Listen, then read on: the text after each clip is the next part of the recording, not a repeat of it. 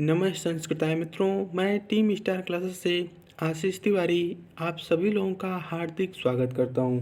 साथियों, प्रश्न श्रृंखलाओं को आगे बढ़ाते हुए जो कि संस्कृत के अति महत्वपूर्ण प्रश्नों को आज हम आपके सामने रख रहे हैं। चलिए देखते हैं। पहला प्रश्न है आपके सामने, प्रतिदिनम में कौन सा समास है? प्रतिदिनम में कौन सा समास है? तो अब आप जानते हैं जिसमें पहला पद जो है अव्यय हो, समझ रहे हैं ना, या उपसर्ग दिया हो, तो वो जो है आपका अव्ययी भाव समास होता है। क्लियर? आपके ऑप्शंस नहीं है, वन लाइनर के रूप में है। और अभी आपके प्रश्न कुछ सिंपल प्रश्न हम आपको आपके सामने रख रहे हैं। आगे धीरे धीरे आपको हम कठिन प्रश्नों से रूबरू करवाएंगे। तो चलिए देखते हैं। इसमें आपका प्रतिदिनम में आपका अव्ययी भाव समास होगा। समझ गए ना? चलिए आगे बढ़ते हैं। अगला प्रश्न है, अहम मित्रम पश्यामि। ये छोटी ई की मात्रा वहाँ पे रहेगी।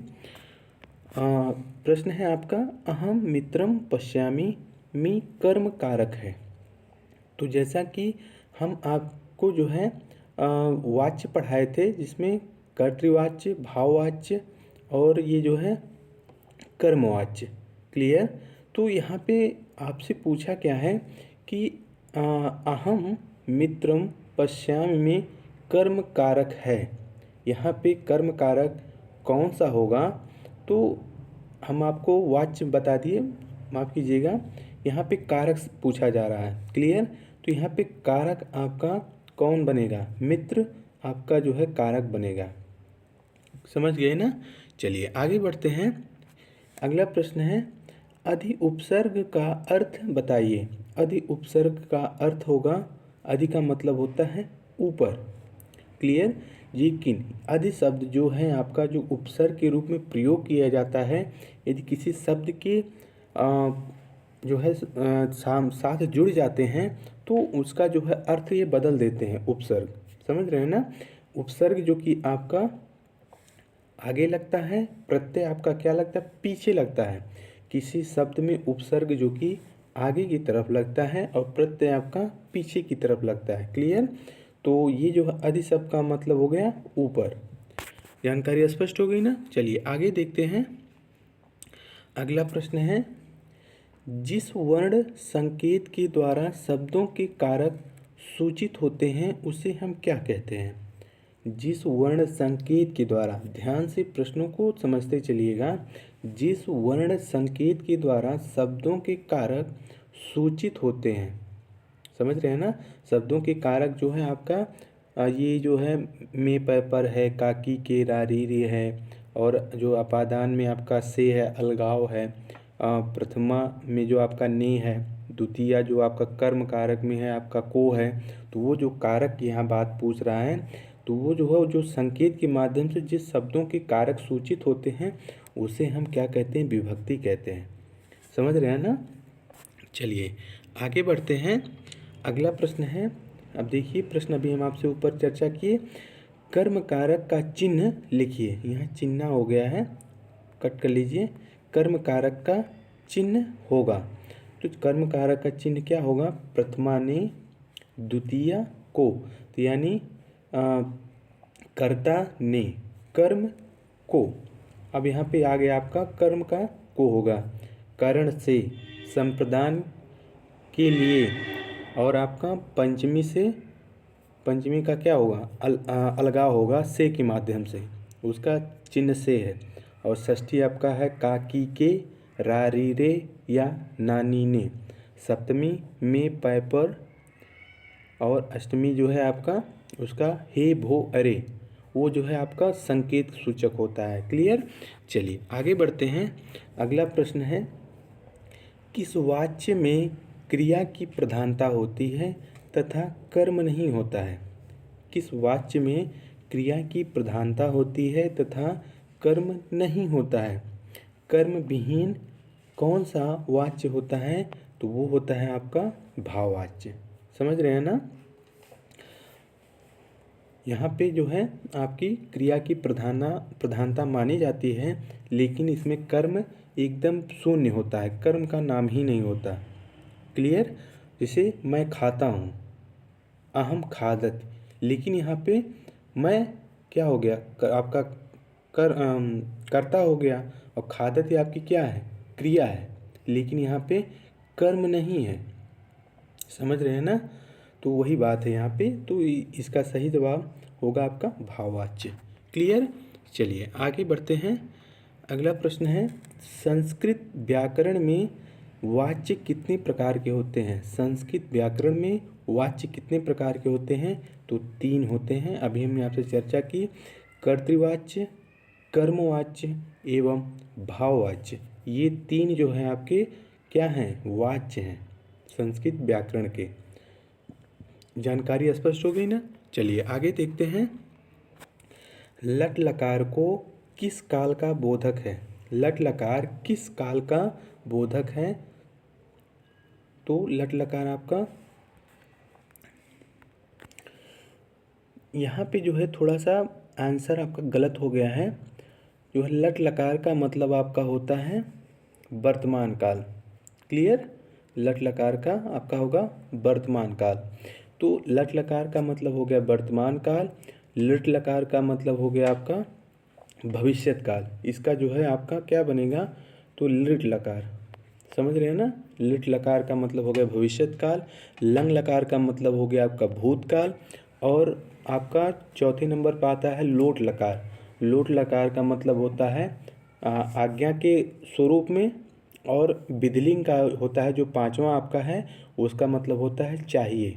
समझ गए ना।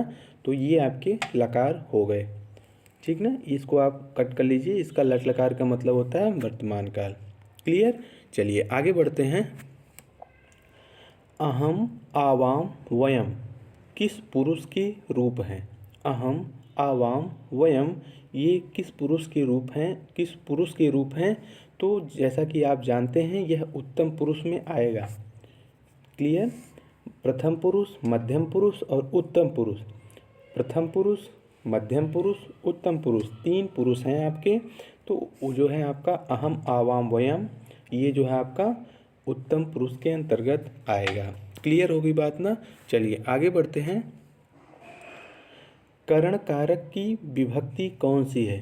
करण कारक की विभक्ति कौन सी है। अभी हमने आपसे पूरा जो है इन सब के बारे में आपसे चर्चा की थी। तो फिर से देख लिए। कर्ता ने कर्म को करण से, अब देखिए आपका से आया ना। कर्ता ने कर्म को करण से संप्रदान के लिए अपादान से, षष्ठी काकी के और सप्तमी में पैपर, अष्टमी हे भू अरे। तो ये जो है आपके करण का जो है चिन्ह क्या है, से। समझ गए ना। चलिए वह जैसे उदाहरण स्वरूप में आपको बता दें, वह आँख से अंधा है। स अक्षरा काण, स अक्षरा काण, वह आँख से अंधा है। क्लियर। तो ये जो है क्या होगा, करण कारक में जो है आपका से का इसका चिन्ह माना जाता है, जो कि विभक्ति आपकी यही है। करण कारक की विभक्ति कौन सी है, तो वह जो है से की। क्लियर। ये आपका चिन्ह के रूप में है। चलिए आगे देखते हैं। काव्य महाकाव्य की सारगर्भित वाक्य को क्या कहते हैं। काव्य महाकाव्य की सारगर्भित वाक्य को हम क्या कहते हैं। जैसा कि आप सब जानते हैं कि कुछ जो कि आपके विद्वान थे, जैसा कि महर्षि वेद व्यास जी हुए, कालिदास जी हुए, इनकी कुछ अलग से जो है इन्होंने कुछ सूक्तियाँ लिखी, ठीक ना। इन्होंने कुछ अलग से श्लोक में अलग से कुछ ऐसे इम्पोर्टेंस लाइनें होती हैं जिसको हम सूक्ति का नाम देते हैं। वो बहुत ही आपकी चर्चित होती हैं और यही सूक्तियाँ आपके एग्ज़ाम में पूछ ली जाती हैं। जैसे आपको बता दें, एक है राजा रघु की कहानी। उसमें एक सूक्त बहुत ही चर्चित है, दिनक्षपा मध्य गतेव संध्या। दिनक्षपा मध्य गतेव संध्या। समझ रहे हैं ना। तो ये जैसी सूक्ति हम आपको बताए हैं, ऐसी ही सूक्ति आपके एग्ज़ाम में पूछ ली जाती है। तो यह जो है काव्य या महाकाव्य की जो सारगर्भित वाक्य होते हैं, उनको हम स्पेशली जो है सूक्ति के रूप में ही जानते हैं। समझ रहे हैं ना। चलिए आगे बढ़ते हैं। प्रश्न आपका है विश्व साहित्य के इतिहास में सबसे बड़ा महाकाव्य माना गया है, तो वो है आपका श्रीमद् भागवत गीता। श्रीमद् भागवत गीता ये जो है विश्व साहित्य के इतिहास में सबसे बड़ा महाकाव्य माना गया है। समझ गए ना। चलिए आगे बढ़ते हैं। प्रश्न आपका है 12 को संस्कृत में हम क्या कहते हैं? 12 क्लियर। 12 संख्या 12 को संस्कृत में क्या कहते हैं? तो द्वादश बोलते हैं। क्लियर। द्वादश मतलब आपका क्या हो गया? 12 हो गया। त्रयोदश 13, चतुर्दश 15। क्लियर। तो ये जो है आपके 12 को संस्कृत में द्वादश बोलते हैं। समझ गए ना। चलिए आगे बढ़ते हैं। मधु शब्द के अंत में होने के कारण किसको कहेंगे? मधु शब्द के अंत में होने के कारण किसको कहेंगे? ये थोड़ा सा प्रश्न मिस्टेक लग रहा है, चलिए इसको छोड़ दीजिए। चलिए आगे बढ़ते हैं। ईच प्रत्याहार के अंतर्गत आने वाले वर्ण कौन से हैं, उनको आपको बताना है। तो ईच प्रत्याहार हमने आपको जो है पहली ही वीडियो जो कि संस्कृत के प्लेलिस्ट में चले जाइए, माहेश्वर सूत्र के नाम से हमने जो है एक वीडियो डाला था, वहाँ पे आप इन प्रत्याहारों को पढ़िए और इसका आनंद लीजिए, ताकि आपके दिमाग में प्रत्याहार भूले ना। और प्रत्याहार से 1 या 2 प्रश्न हर बार आपकी यूपी टेट के एग्ज़ाम में पूछा जाता है। तो चलिए देख लेते हैं। ये चाप पे हलंत रहेगा। तो ईच प्रत्याहार के अंतर्गत कौन से वर्ण आते हैं? ए, ओ, आई, औ और ये आपका 4 रहेगा, हलंत रहेगा। ए, एक मिनट रुकिए, हम फिर से आपको क्लियर बता दे रहे हैं, थोड़ा सा मिस्टेक है। ए, आई, 1 मिनट। ए, औ, आई, ओ। क्लियर। तो ये आपके 4 शब्द जो हैं क्या होंगे? तो आपके ईच प्रत्याहार के अंतर्गत आएंगे। क्लियर। इसमें जो है पूरा लिख दिया गया है माहेश्वर सूत्र को। तो ये ए औंग है, ये अंगा है, डा नहीं है, अंगा है। और फिर उसके बाद ए औंग, फिर ए औच। क्लियर। तो ये चा पे आपका हलंत है। क्लियर। तो ये जो है ईच प्रत्याहार के अंतर्गत आपके ये ए औ और आई औ, ये 4 वर्ण जो है आपके ईच प्रत्याहार के अंतर्गत आने वाले वर्ण हैं। क्लियर। तो बात समझ गए होंगे। और ये जो है अंगा जो डा लिखा हुआ है, ये इसके नीचे हलंत रहेगा। क्लियर। लेकिन हलंत वाले वर्णों को हम नहीं लेते हैं प्रत्याहारों में। जब हम शब्दों को निकालते हैं माहेश्वर सूत्र से, तो ये जो है आपका ये चीज़ को हम छोड़ देते हैं। समझ रहे हैं ना। उसकी गिनती हम नहीं करते हैं प्रत्याहारों के अंतर्गत। तो आपका ये और ओ और आई और औ, ये जो है ईच प्रत्याहार के अंतर्गत आने वाले वर्ण होंगे। समझ गए ना। चलिए, तो आज का सेशन आपको ये संस्कृत का कैसा लगा, अपना विचार हमें ज़रूर दीजिएगा। कल फिर मिलते हैं। अपना ख्याल रखिए। Take care. जय हिंद, जय भारत, नमो नमः।